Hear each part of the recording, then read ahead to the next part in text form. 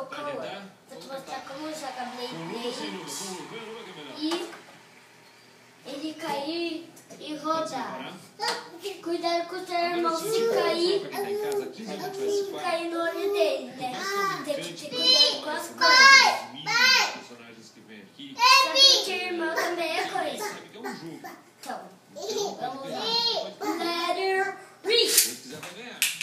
Mas eu preciso ser justo com todo mundo por aqui. Você tem 15 segundos para estourar essa bexiga, esse balão, como você quiser chamar. 15 segundos na tela. Então, viu? Que o Beyblade tá rodando.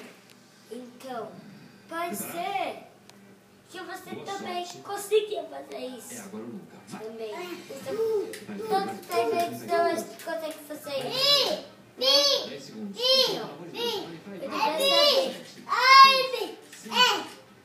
Então, ó. Esse Beyblade. Mamãe!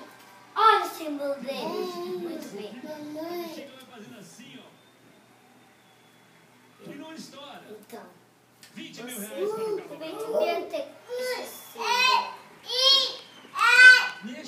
Tchau, tchau. Até breve. Até outro episódio de Beyblade.